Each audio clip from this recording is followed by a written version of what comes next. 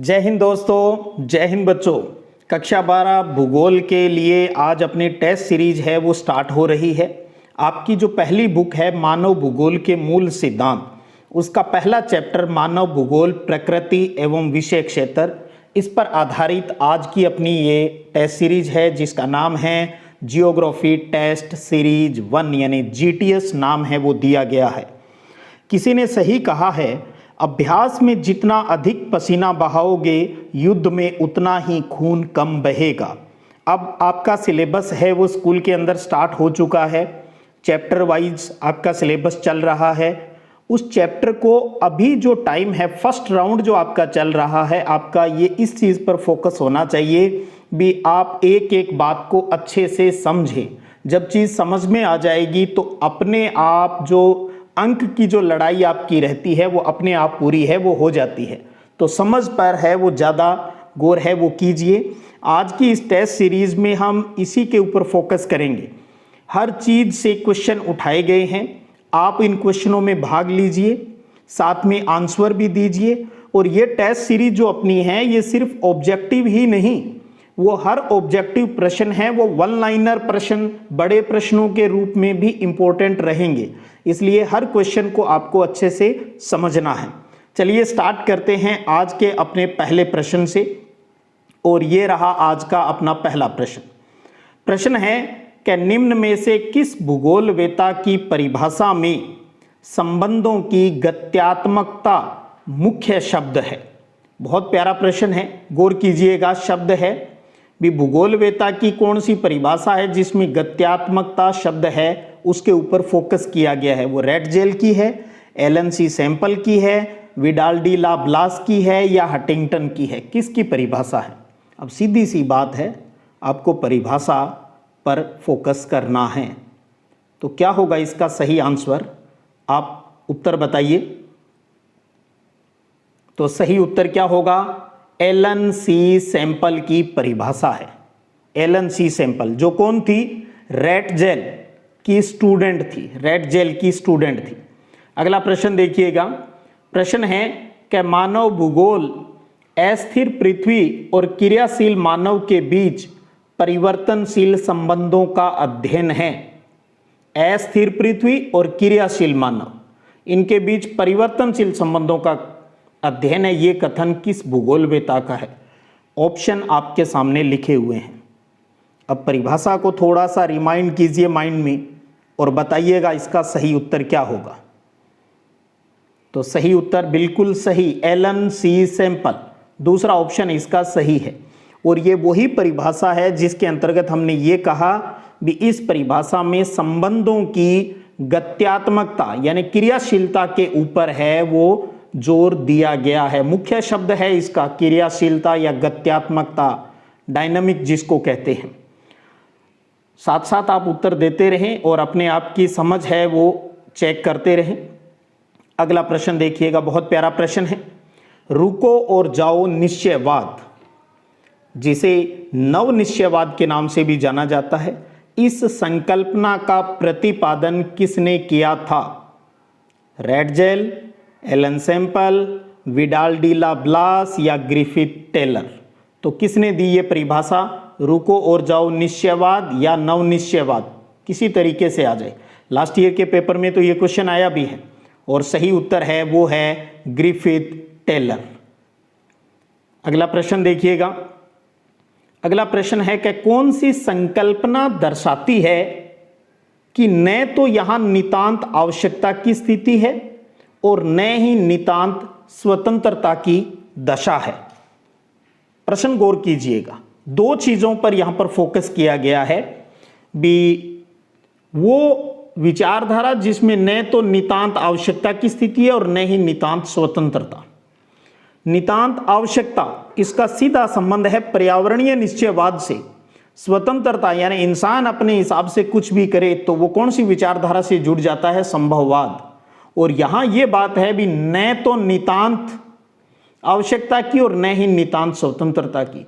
तो कौन सा उत्तर सही हो जाएगा, वो है, बताइएगा। बिल्कुल सही, नव निश्चयवाद, जिसे रुको और जाओ निश्चयवाद भी कहा जाता है और जिसे किसने दिया है, ग्रिफिथ टेलर ने दिया है। अगला प्रश्न देखिएगा, मानव को प्रकृति के अनुसार, मानव का प्रकृति के अनुसार स्वयं को ढाल लेने की प्रक्रिया क्या कहलाती है? यानी मानव जब प्रकृति के अनुसार खुद को ढाल लेता है तो वो क्या कहलाता है? अनुसरण, अनुग्रहण, मानवीयकरण या प्राकृतिकरण? प्रकृति के अनुसार स्वयं को ढालना, क्या होगा इसका सही उत्तर? तो सही उत्तर है वो है, ये कहलाता है मानव का प्राकृतिकरण। अच्छे से समझ लीजिएगा, जब कोई भी इंसान है वो नेचर के अनुसार, इसके अनुसार खुद को ढाल लेता है तो वो प्राकृतिकरण कहलाता है। और जब यही इंसान नेचर को अपने अनुसार ढाल लेता है, नेचर को अपने अनुसार ढाल लेता है, तब वो क्या कहलाता है? मानवीकरण कहलाता है। आपने पाठ्य पुस्तक को समझा होगा अच्छे से, तो मानव के प्राकृतिकरण का एक एग्जाम्पल भी आपको दिया गया है। एक बेंदा का उदाहरण दिया गया है, व्यक्ति है बेंदा, जो मध्य भारत के अबुझ माड़ क्षेत्र का है। आप उस स्टोरी को पढ़कर देखेंगे, याद करने की जरूरत नहीं है, ऐसी एक स्टोरी दी गई है समझाने के लिए किस प्रकार वो बेंदा है वो प्रकृति पर डिपेंड है, वो रहता है। और इसी तरीके से मानवीकरण का भी एक एग्जाम्पल आपके दिया गया है, और वो दिया गया है ट्राइडहाइम शहर का। ट्राइडहाइम शहर, वहाँ की सर्दियों के हिसाब से किस प्रकार से इंसान ने अपनी सुविधा के लिए कितनी चीज़ें हैं वो डेवलप कर ली है, तो वो मानवीकरण की बातें आ गई। एक चीज़ ध्यान रखिएगा, आप सब बच्चों को ये बताना चाहूँगा, भले ही आपको एग्जैक्ट आंसर नहीं आ रहे, लेकिन फिर भी आप प्रश्न को समझिएगा, कोई एक उत्तर चूज जरूर कीजिएगा। इससे धीरे धीरे आपकी समझ विकसित हो जाएगी। और अगर आपको कोई संशय लगे तो इस टेस्ट के बाद पुनः आप उस चैप्टर को रिवाइज है वो जरूर कीजिएगा। अभ्यास, practice max man a perfect. अभ्यास करोगे, वो हमारे एक पंजाबी में गाना चलता है, दे दे गेड़ा, तो बस गेड़े देते रहिएगा, राउंड लगाते रहिएगा, सब कुछ अपने आप क्लियर हो जाएगा। अगला प्रश्न देख लिया आपने, कौन सा उपक्षेत्र आर्थिक भूगोल में शामिल नहीं है? तो आर्थिक भूगोल क्या है? मानव भूगोल की एक उपशाखा है। इस उपशाखा में क्या चीज शामिल नहीं है? तो आपने पढ़ा है आर्थिक भूगोल में 6 जो उपक्षेत्र है वो पढ़े हैं आर्थिक भूगोल के अंतर्गत। कृषि भूगोल इसके अंदर आता है, उद्योग भूगोल इसके अंतर्गत आता है, पर्यटन भूगोल इसके अंतर्गत आता है। तो कौन सा शामिल नहीं है इस हिसाब से? तो वो हुआ अपना तीसरा, क्या कहलाएगा? निर्वाचन भूगोल। अब लगे हाथ ये भी ध्यान रख लीजिएगा, भी निर्वाचन भूगोल जो भूगोल का उपक्षेत्र है ये किस क्षेत्र में शामिल है? ये शामिल है भाई राजनीतिक भूगोल के अंदर, राजनीतिक भूगोल में। बहुत प्यारा प्रश्न है भी, राजनीतिक भूगोल के 2 उपक्षेत्र बताइए। तो एक तो होता है निर्वाचन भूगोल और इसका दूसरा भूगोल है वो है सैन्य भूगोल। तो ये भी दिमाग में सेट कर लीजिएगा भी, राजनीतिक भूगोल की 2 उपक्षेत्र है, निर्वाचन और सैन्य। बाकी कृषि, उद्योग, पर्यटन, विपणन और संसाधन, पर्यटन हो गया और जो व्यापार है वो सारे किस में आते हैं? इकोनॉमिक ज्योग्राफी के अंदर शामिल रहते हैं। अगला प्रश्न है भाई 7वां, और दीजिए आप इसका उत्तर। मनोविज्ञान मानव भूगोल की किस उपशाखा से संबंधित है? मैंने यहाँ पर पूरी कोशिश की है हर प्रकार के क्वेश्चन जो संभावित बोर्ड परीक्षा के अंदर पूछे जाते हैं भाषा बदल बदल कर आपसे, ताकि मेरे बच्चों का, मेरे साथियों का कंसेप्ट है वो क्लियर हो जाए, और एक बार दिमाग में सेट होने के बाद फिर कोई टेंशन नहीं बचे। जीत जाएंगे हम तू अगर संग है। क्या होगा भाई इसका उत्तर? मनोविज्ञान मानव भूगोल की किस उपशाखा से संबंधित है? ऑप्शन आपने देख ली। मनोविज्ञान किसके अंदर आएगा? बिल्कुल सही भाई, 1 नंबर व्यवहारवादी भूगोल के अंदर आएगा। व्यवहारवादी।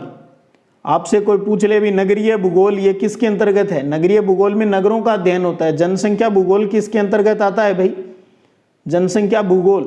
तो जनसंख्या भूगोल के अंदर जननांकी की विशेषताओं का अध्ययन होता है। आर्थिक भूगोल के अंदर संसाधन, कृषि, उद्योग, मार्केटिंग, पर्यटन, व्यापार, ये सारी चीज़ें इसके अंदर शामिल रहती हैं।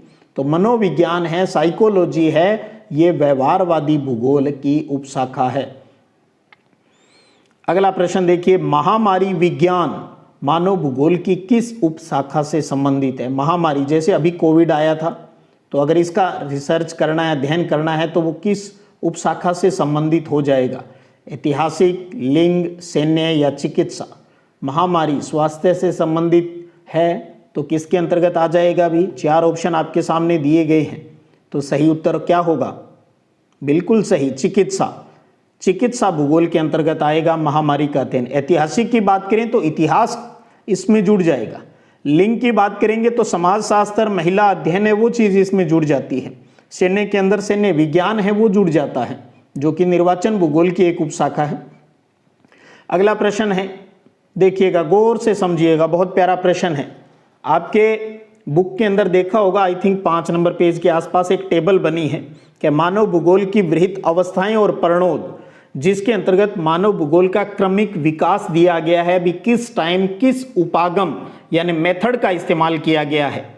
तो आपने वहां गौर किया होगा, 6 तरीके से 6 उपागमों के माध्यम से समझाया गया है। क्वेश्चन समझना है पहले। मात्रात्मक क्रांति से उत्पन्न असंतुष्टि और अमानवीय रूप से भूगोल के अध्ययन के चलते मानव भूगोल में 1970 के दशक में जन्मी विचारधारा कौन सी है? मात्रात्मक क्रांति के विरोध स्वरूप हो गया ये चीज, तो वो 1970 के अंदर हुआ था। लैंग्वेज समझिएगा अच्छे से। इस प्रकार से अगर लाइन उठा ले, स्कूल ही क्यों, अगर प्रतियोगी परीक्षाओं में भी इसी तरीके से तो पेपर तैयार होते हैं, तो आप भी जब आप थ्योरी पढ़ेंगे तो आपके सब कुछ क्लियर होगा। अच्छा, इस प्रकार से प्रश्न बनते हैं, तो अपने आप आपका ध्यान लगना स्टार्ट हो जाएगा। और ढूंढिएगा वो लाइनें जहां से मैंने क्वेश्चन है वो पुट किए हैं, आप अपने आप सब बातें सीख जाओगे। तो देखिए, 1970 के दशक के अंतर्गत 3 महत्वपूर्ण विचारधारा आई थी। एक है मानवतावादी, जिसे कल्याणपरक विचारधारा भी कहते हैं। दूसरी है आमूलवादी, जिसे रेडिकल विचारधारा भी कहते हैं। और तीसरी है व्यवहारवादी। तो इसका मतलब उत्तर क्या हो जाएगा फिर? ये भी आई 1970 में, ये भी और ये भी, तो उत्तर अपना हो जाएगा 4 नंबर ऑप्शन, उपयुक्त सभी। आप करते रहें हल, और लास्ट में कैलकुलेशन करनी है आपको, टोटल आपके कितने क्वेश्चन सही हुए। अपना नाम, स्कूल का नाम लिखकर आपको बताना है आज जितने क्वेश्चन थे उसमें से कितने आपके सही हुए हैं। अब प्रश्न है कि निम्न में से कौन सा एक मानव भूगोल का उपागम नहीं है? वही टेबल से ही क्वेश्चन है। मानव भूगोल के अलग अलग समय में अलग अलग रीतियों का, उपागमों का यानी अप्रोचेज का इस्तेमाल किया गया, वो कौन सी नहीं है? तो आप देखेंगे क्षेत्रीय विभिन्नता, ये उपागम है जो कि 1930 के दशक के टाइम इस्तेमाल किया गया। स्थानिक संगठन की बात करोगे तो 1950-1960 के दशक में इस पर बात की गई थी, उस टाइम इसका इस्तेमाल होता था। अन्वेषण और वर्णन की बात करोगे तो उपनिवेश युग का जो प्रारंभिक टाइम था उस टाइम इनका इस्तेमाल किया गया था। तो उस उपागमों के अंतर्गत प्रादेशिक विश्लेषण, क्षेत्रीय विभेदन, स्थानिक संगठन, मानवतावादी, आमूलवादी, व्यवहारवादी विचारधारा, अन्वेषण और विवरण, ये चीजें शामिल थी। तो कौन सा नहीं था उपागम? मात्रात्मक क्रांति शब्द है, ये कोई उपागम नहीं था, मात्रात्मक क्रांति। क्योंकि मात्रात्मक के अंतर्गत तो क्या था, जब हम स्थानिक भूगोल की, स्थानिक संगठन उपागम यूज करते थे तो उस टाइम जो सांख्यिकी विधियों का, गणितीय विधियों का जो इस्तेमाल होता था किसी चीज के अध्ययन में, तो वो मात्रात्मक सिस्टम कहलाता था। तो मात्रात्मक क्रांति कोई उपागम नहीं है।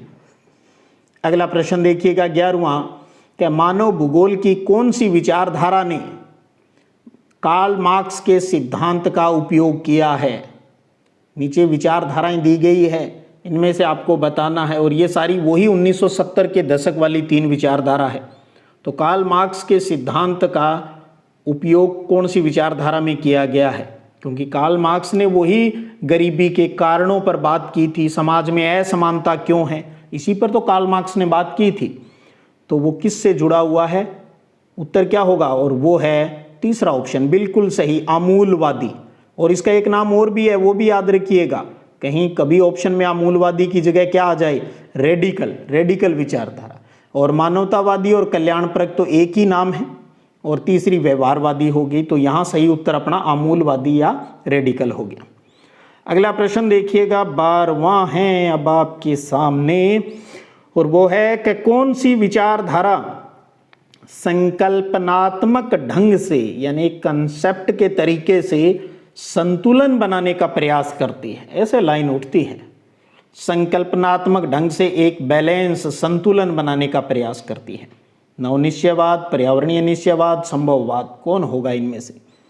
देखिएगा, दो पढ़ी थी हमने पहले। पर्यावरणीय निश्चयवाद तो प्रकृति पर जोर देता है, नेचर के ऊपर। संभववाद कहता है भाई ह्यूमन, मानव ही सब कुछ है। तब आई एक नई विचारधारा जो कहलाई नवनिश्चयवाद या रुको और जाओ निश्चयवाद, जिसने इन दोनों के बीच संतुलन बनाने का प्रयास किया। तो सही उत्तर कौन सा हो गया अपना?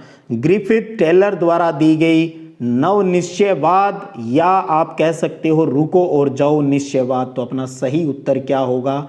वो है पहला ही, नवनिश्चयवाद। अगला प्रश्न देखिएगा, 13वां, बहुत प्यारा प्रश्न।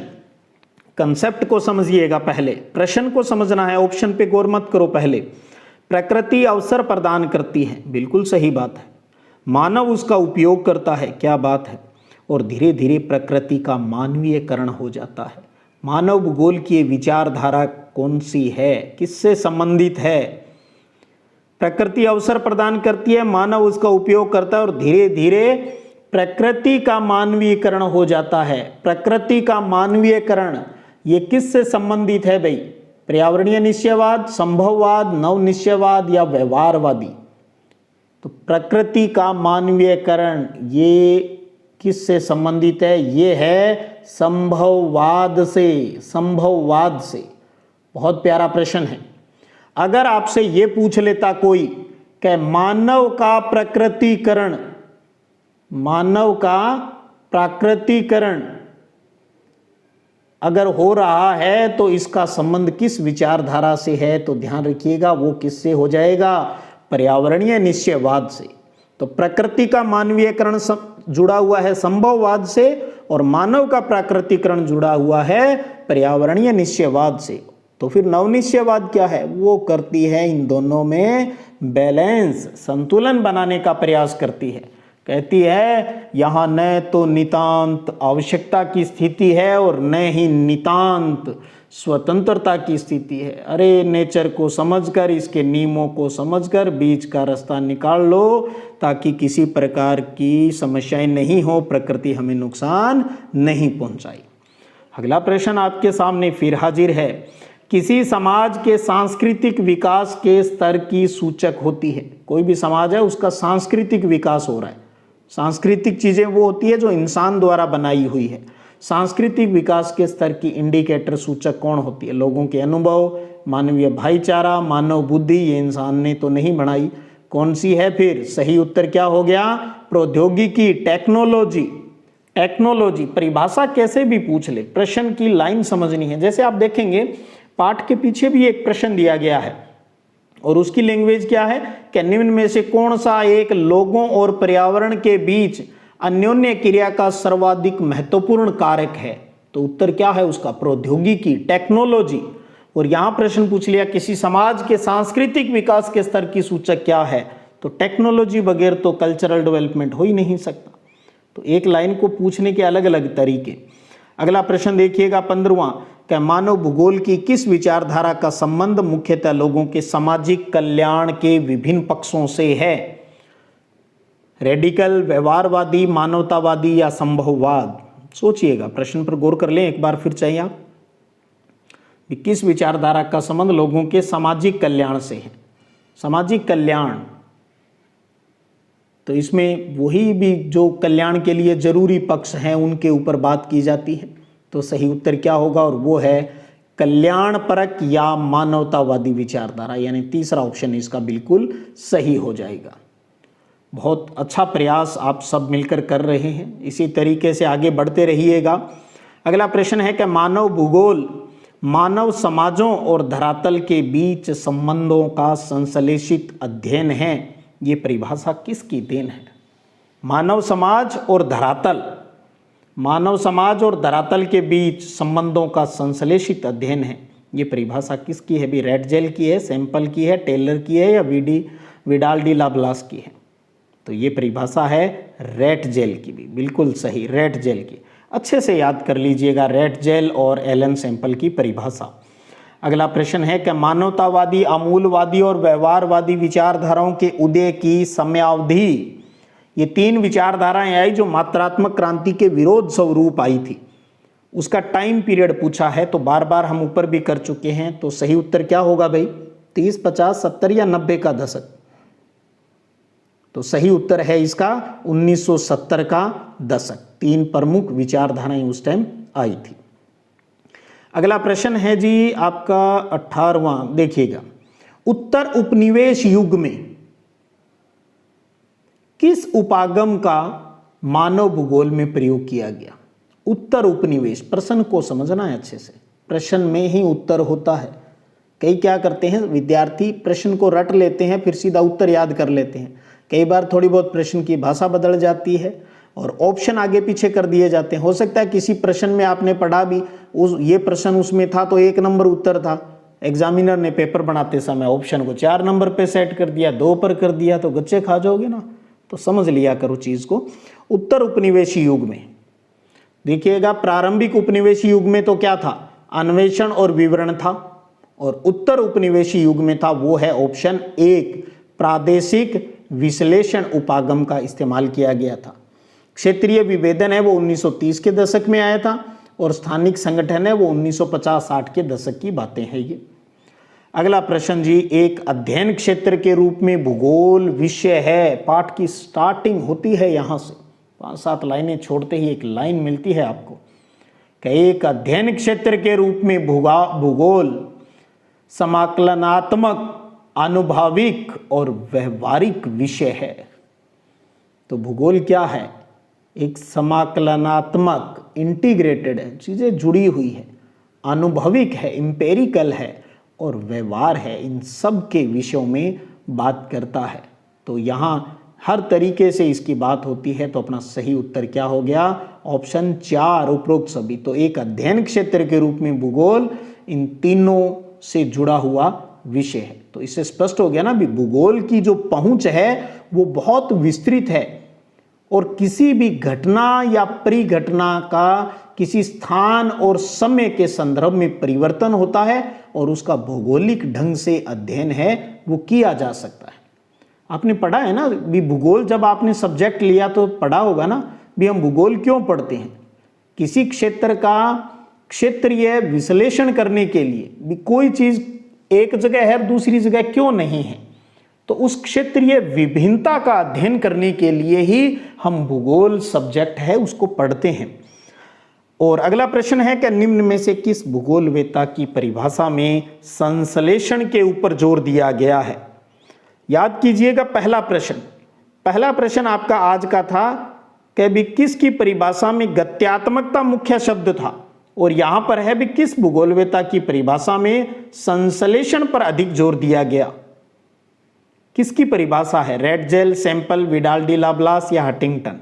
तो सही उत्तर क्या है? वो है रेटजेल। याद कीजिए, मानव भूगोल मानव समाज और धरातल के बीच संबंधों का संश्लेषित अध्ययन है, और इस परिभाषा में संश्लेषण के ऊपर है वो जोर दिया गया है। तो देखिएगा प्यारे साथियों, ये थे आज के आपकी फर्स्ट बुक के फर्स्ट चैप्टर मानव भूगोल प्रकृति और विषय क्षेत्र के 20 क्वेश्चन लिए गए थे, और एक एक पहलू से प्रश्न है वो पूछे गए हैं ताकि आपका कंसेप्ट क्लियर हो। कंसेप्ट पर जोर दीजिएगा, अभी घोटे मारने की जरूरत नहीं है, आराम से जो भी करें उसको अच्छे से तैयार कर लीजिएगा। जीतेगा वही कौन? मेरा अनुभव है आज भी कछुआ जीतता है, खरगोश हारता है। सतत रूप से लगातार समझते हुए, अधिगम करते हुए पढ़ते जाइएगा, आप जीत जाएंगे। वो खरगोश नहीं जीतेंगे जो 1.5-2 महीने में बस सिलेबस पूरा करके। मनन करना जरूरी है, समझ बहुत जरूरी है। और लास्ट में एक बार फिर आपसे कहूंगा, आप अपना नाम, स्कूल का नाम लिखकर अपने अंक, आज के इन 20 अंकों में से आपके कितने अंक प्राप्त हुए, भले ही 0 हुए, 1 हुए, 2 हुए, शेयर कीजिएगा। क्योंकि हमने आज स्टार्टिंग की है 2022-23 के टेस्ट सीरीज की, तो बहुत जल्द आपके अंदर इंप्रूवमेंट आएगा। तो इसलिएगा शर्म मत कीजिएगा और किसी को दिखाने के लिए नहीं पढ़ेंगे, खुद के लिए पढ़ेंगे, खुद के भविष्य के लिए पढ़ेंगे। क्योंकि हमने स्टार्टिंग में ही कहा, अभ्यास में हम पसीना बहाएंगे तो हमें फाइनल में डरने की आवश्यकता नहीं पड़ेगी।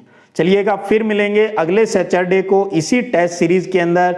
और अगला जो टेस्ट है वो आपका 2nd चैप्टर फर्स्ट बुक का है, उससे लिया जाएगा। और नाम है चैप्टर का विश्व जनसंख्या, वितरण, घनत्व और वृद्धि। तो अच्छे से अगले सैटरडे के लिए उसको तैयार कीजिएगा। फिर मिलेंगे, तब तक जय हिंद, जय भारत।